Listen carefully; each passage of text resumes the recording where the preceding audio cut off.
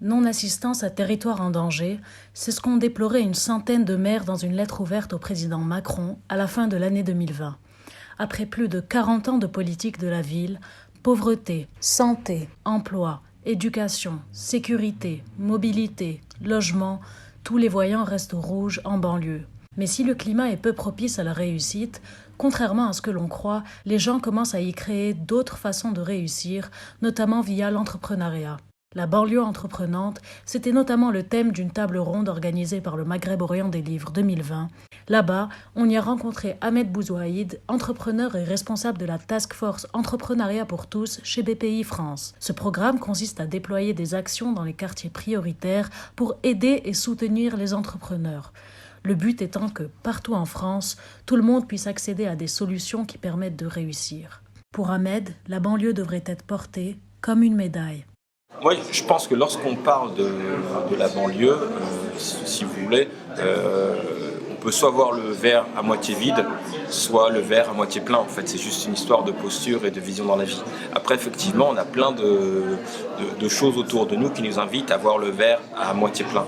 Moi, je crois qu'il faut cultiver la posture d'esprit qui consiste à justement à voir ce qui est remarquable, voir ce qui est brillant, voir c'est une énergie positive en fait qui nous permettent de grandir, de se mouvoir, de se déplacer, de chercher le beau.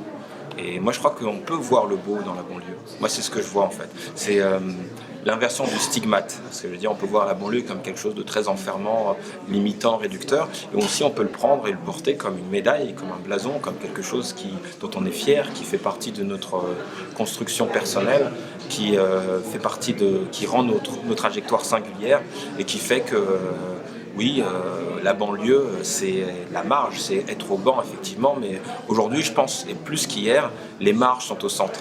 Et on a besoin de passeurs, des gens qui, je veux dire, font du lien, interconnectent. Aujourd'hui, où le monde, il est à chaque instant aux prises avec des tensions qui consistent à éclater, à morceler, à séparer, et les passeurs, eux, ils ont plutôt un rôle de faire du lien, de rapprocher. C'est presque, on a une mission d'interculturalité. C'est pas une mission qu'on endosse, c'est pas une mission qu'on nous a donnée, mais de fait, on incarne parce qu'on va vers les gens, parce que entreprendre, c'est agir et connecter.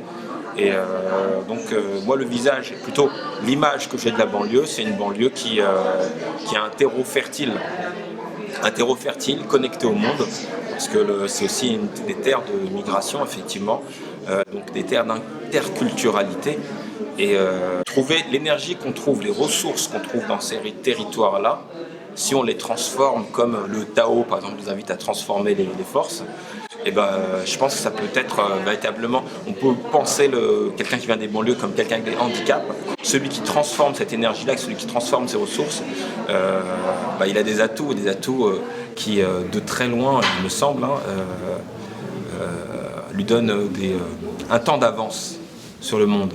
Sans doute, peut-être que la banlieue, c'est un laboratoire de ce que sera demain. C'est un laboratoire qui permet d'identifier ce qui se préfigure. Donc, j'entends qu'on peut y voir le pire. Moi, j'ai décidé d'y voir le meilleur. Et je crois aussi beaucoup que, finalement, la réalité qu'on pense, elle va forcément, à un moment ou à un autre, se traduire. Et donc, c'est pour ça que j'invite assez largement à voir la banlieue avec ce regard positif, avec ce regard innocent, peut-être candide, c'est-à-dire accepter d'accueillir la poésie qu'il peut y avoir là où on ne l'attend pas. Et c'est là qu'elle est remarquable.